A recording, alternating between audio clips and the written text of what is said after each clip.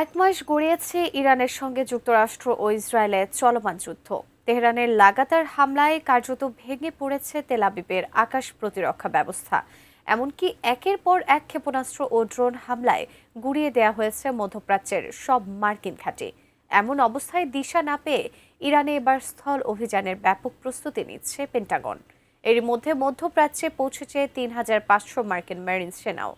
এদিকে ইরানের মাটিতে পা দিলে ট্রাম্প বাহিনীকে জাহান্নামে পাঠানোর কফিন প্রস্তুতের চূড়ান্ত হুঁশিয়ারি দিয়েছে তেহরান।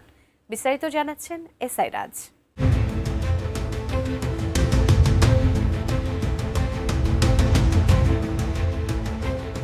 চলমান ইরান যুদ্ধ এবার নতুন মোড় নিচ্ছে।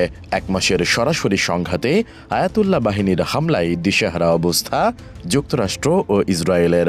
তাই এবার তেহরানে কয়েক সপ্তাহব্যাপী স্থল অভিযানের পরিকল্পনা করছে মার্কিন প্রতিরক্ষা দপ্তর পেন্টাগন। বেশ কয়েকজন মার্কিন কর্মকর্তার বরাতে এই তথ্য জানিয়েছে ওয়াশিংটন পোস্ট, যেটি বাস্তবায়ন হলে সংঘাত আরও বিপজ্জনক রূপ নিতে পারে। যদিও মার্কিন প্রেসিডেন্ট ডোনাল্ড ট্রাম্প এখনও এর চূড়ান্ত কোনো অনুমোদন দেননি। মার্কিন সেন্ট্রাল কমান্ড সেন্টকম ঘোষণা করেছে এরই মধ্যে ৩,৫০০ মেরিন ও নাবিক মধ্যপ্রাচ্যে পৌঁছেছে। শনিবার আর্কিন উভচর আক্রমণ জাহাজ বা অ্যামফিবিয়াস অ্যাসল্ট শিপ ইউএসএস ট্রিপলিতে করে ৩,৫০০ মেরিন ও নাবিক মধ্যপ্রাচ্যে পৌঁছেছে। এটি গত ২০ বছরের মধ্যে মধ্যপ্রাচ্যে আমেরিকার সবচাইতে বড় সামরিক সমাবেশ। নতুন বাংলাদেশ গড়তে এলো জুলফিকার স্টিল। জুলফিকার স্টিল, ইস্পাত দৃঢ় অঙ্গীকার।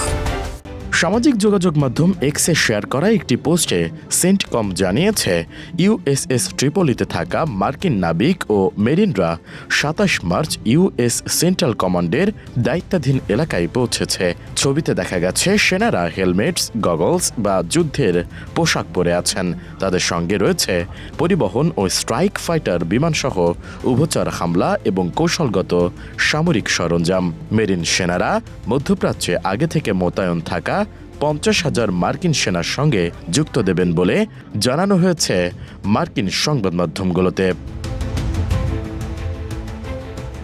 যদিও মার্কিন প্রেসিডেন্ট ডোনাল্ড ট্রাম্প বারবার দাবি করছেন যে সংঘাত মেটাতে তেহরানের সঙ্গে আলোচনা চালিয়ে যাচ্ছে ওয়াশিংটন, তবুও মধ্যপ্রাচ্যে হঠাৎ এই অতিরিক্ত সেনা মোতায়েন ওই অঞ্চলে আমেরিকার সামরিক উপস্থিতিকে অনেক বাড়িয়ে দেবে।